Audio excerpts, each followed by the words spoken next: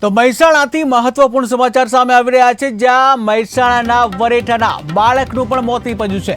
મહેસાણાના વરેઠાના બાળકનું પણ મોત નીપજ્યું, જ્યાં શંકાસ્પદ ચાંદીપુરા વાયરસથી બાળકનું મોત નીપજ્યું છે।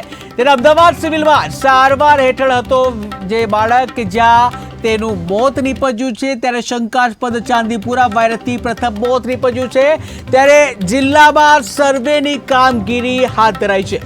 તો મહત્વપૂર્ણ સમાચાર મહેસાણાથી સામે આવી રહ્યા છે કે જ્યાં રાજ્યમાં ચાંદીપુરા વાયરસે સમગ્ર રાજ્યમાં હાહાકાર મચાવી દીધો છે। ચાંદીપુરા વાયરસ બાળકોને ભડકી રહ્યો છે, તેવામાં વધુ એક બાળકનું ચાંદીપુરા વાયરસથી મોત નીપજ્યું છે। ત્યારે મહેસાણાના વરેઠાના બાળકનું પણ મોત નીપજ્યું છે। ત્યારે શંકાસ્પદ ચાંદીપુરા વાયરસથી જે બાળકનું મોત નીપજ્યું છે, અમદાવાદ સિવિલ હોસ્પિટલમાં સારવાર હેઠળ હતો બાળક। ત્યારે શંકાસ્પદ ચાંદીપુરા વાયરસથી પ્રથમ મોત નીપજ્યું છે, જ્યાં જિલ્લામાં સર્વેની કામગીરી પણ હાથ ધરવામાં આવી છે। ચાંદીપુરાની ગઈકાલે મેં પ્રેસની અંદર આખી વિગતો આપી છે અને બહુ ડિટેલ વિગતો આપી છે, અને આજે પેપર્સની અંદર પણ આ કેસો ગઈકાલે 14 જેટલા હતા ને એમાંથી મૃત્યુ 8 થી 9 જેવા હતા।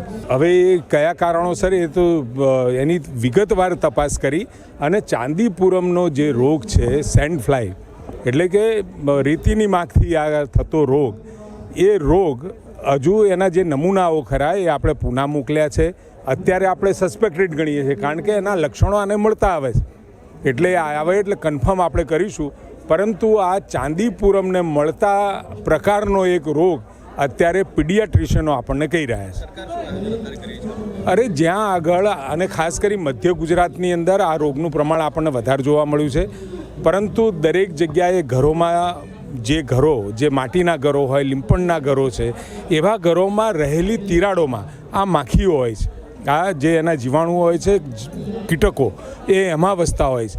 ત્યાં આગળ એને પૂરવાનું કામ, જંતુનાશક દવા કરવાનું, નાખવાનું કામ, આ બધા કામો સાથે લગભગ 4546 જેટલા ઘરમાં કામગીરી કરી ચૂક્યા છીએ, અને આશરે 44,000 જેટલા લોકોને પણ આમાં આપણે આવરી લીધા છે આ તપાસમાં। ચાંદીપુરાની